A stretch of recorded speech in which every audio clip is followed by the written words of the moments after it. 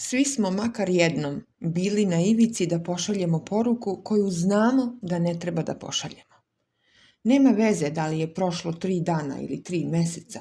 U jednom trenutku nešto u tebi klikne i kaže, ma samo da se javim.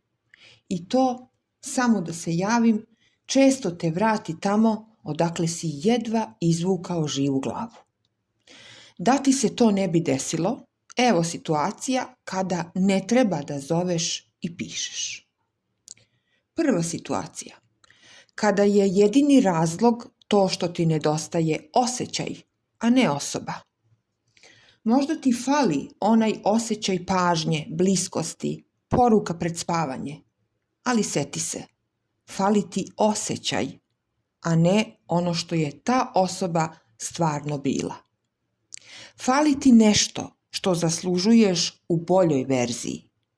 Ne pristaj na staro samo zato što ti je poznato. Drugo, kada znaš da te koriste, a ipak razmišljaš da se javiš.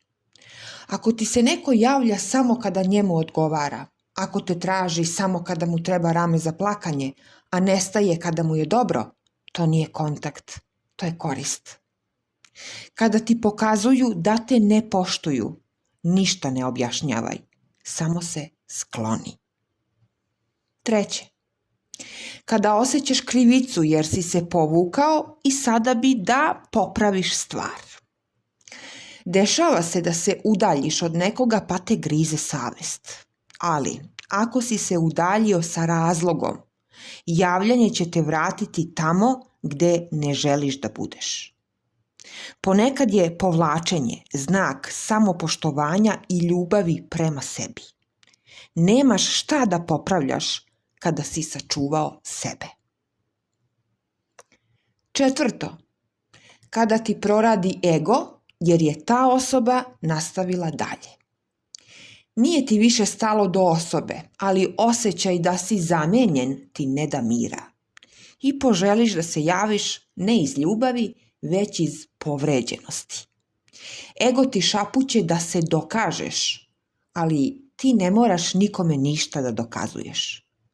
Ako je neko znao tvoju vrednost i ipak otišao, to je njegov izbor i ima prava na njega.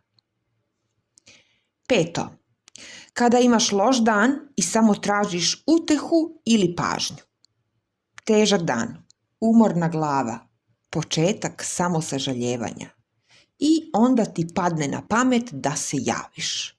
Samo da osjetiš da je nekome stalo.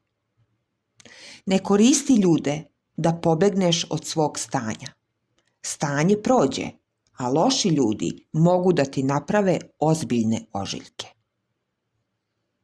Šesto, kada znaš da ćeš se osjećati lošije ako ne dobiješ ono što očekuješ. Ako već unapred znaš da će te ignorisanje, hladan odgovor ili sinovanje baciti u još veći emocionalni minus, zašto rizikuješ? Ako znaš da to nije osoba koja može da ti pruži ono što ti je potrebno, ne javljaj se. Kada znaš da se iza želje da pozoveš i javiš se kriju tuga, potreba, ego ili dosada, ti ne zoveš osobu, ti zoveš slabost. Nauči da podržavaš sebe, a ne da se samo sabotiraš. Kada ostaneš pri svojoj tišini, znači da si izabrao sebe.